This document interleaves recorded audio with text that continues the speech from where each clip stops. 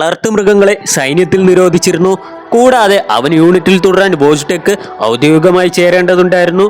കരടിക്ക് private റാങ്കും serial നമ്പറും നൽകി സഹസൈനികരോടൊപ്പം താമസിക്കാൻ അവന് അനുവാദം ലഭിച്ചു. വോജ്ടെക്കിന്റെ സാന്നിധ്യം സൈനികരുടെ മനോവീര്യം വർദ്ധിപ്പിക്കുകയും അവരുടെ ദിവസങ്ങൾ പ്രകാശപൂരിതമാക്കുകയും ചെയ്തു. മാത്രമല്ല, ഒരു മനോവീര്യം വർദ്ധിപ്പിക്കുന്ന ആളായി പ്രവർത്തിക്കുന്നതിനുമപ്പുറം 1944 മെയ് മാസത്തിൽ മോണ്ടെ കാസിനോ യുദ്ധത്തിൽ അവനൊരു യുദ്ധപങ്ക് വഹിച്ചു. വോജ്ടെക് തന്റെ മനുഷ്യക്കൂട്ടാളികളെ അനുകരിച്ച് ട്രക്കുകളിലും യുദ്ധത്തിൽ ഏർപ്പെട്ടിരിക്കുന്ന സൈനികർക്കും ഇടയിൽ പീരങ്കി ഷെല്ലുകളും വെടിയുണ്ടയും വഹിച്ചു എന്ന് പറയപ്പെടുന്നു. അവന്റെ ബഹുമാനാർത്ഥം കമ്പനി അതിന്റെ ചിഹ്നം ഒരു പീരങ്കി ഷെൽ വഹിക്കുന്ന കരടിയാക്കി മാറ്റി. അദ്ദേഹത്തിന്റെ സേവനത്തിനും ധൈര്യത്തിനും വോജ്ടെക്കിന് ഒടുവിൽ കോർപ്പറൽ പദവിയിലേക്ക് സ്ഥാനക്കയറ്റം നൽകി. യൂണിറ്റിന്റെ ഉപയോഗപ്രദമായ ഭാഗമാണെന്ന് തെളിയിച്ച കരടി അഡ്രിയാറ്റിക് കടലിൽ നീന്തൽക്കാരെ ഭയപ്പെടുത്തുന്നതും കുതിരകളെയും കഴുതകളെയും പിന്തുടരുന്നതും ഉൾപ്പെടെയുള്ള തന്റെ വികൃതികൾ തുടർന്നു. എന്നിരുന്നാലും മനുഷ്യരാൽ വളർത്തപ്പെട്ടതിനാൽ വോജ്ടെക് ആളുകൾക്ക് ഒരു ഭീഷണിയായിരുന്നില്ല. യുദ്ധം അവസാനിച്ച ശേഷം അവനെയും അവന്റെ യൂണിറ്റിലെ മറ്റുള്ളവരെയും 1946 സ്കോട്ട്ലാൻഡിലെ ഒരു പുനരധിവാസ ക്യാമ്പിലേക്ക് അയച്ചു.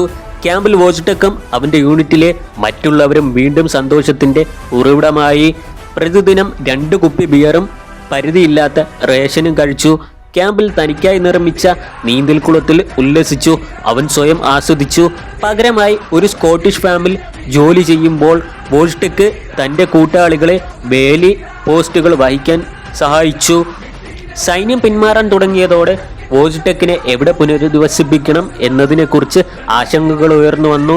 കുട്ടിയായിരുന്നപ്പോൾ മുതൽ മനുഷ്യൻ അവനെ പരിപാലിച്ചതിനാൽ വോജ്ടെക്കിന് കാട്ടിൽ അതിജീവിക്കാൻ കഴിയില്ലെന്ന് കോമ്രേഡുകൾ വിശ്വസിച്ചു.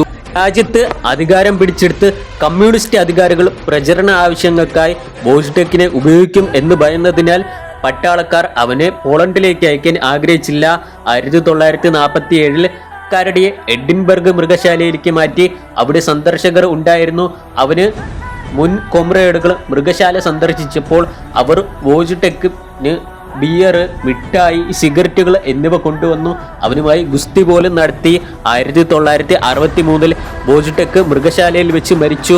The bear that went to war 2011 ഇറങ്ങിയ ഡോക്യുമെന്ററി പോളണ്ടിലെ യുണൈറ്റഡ് കിങ്ഡത്തിലെ സംഘടനകളുടെ പിന്തുണയോടെ നിർമ്മിച്ച 30 മിനിറ്റ് ദൈർഘ്യമുള്ള ആനിമേറ്റഡ് ചിത്രമായ എ ബിയർ നെയ്മഡ് വോജ്ടെക് 2022 എന്നിവയുൾപ്പെടെയുള്ള സിനിമകളിൽ അദ്ദേഹത്തെ അനുസ്മരിച്ചിട്ടുണ്ട്.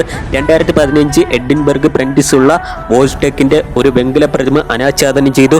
2014 16 യഥാക്രമം പോളണ്ടിലെ ക്രൊക്രോവിലും സ്കോട്ട്ലാൻഡിലെ ഡൺസിലും വോജ്ടെക്കിന്റെ മറ്റ് പ്രതിമകൾ സ്ഥാപിച്ചു.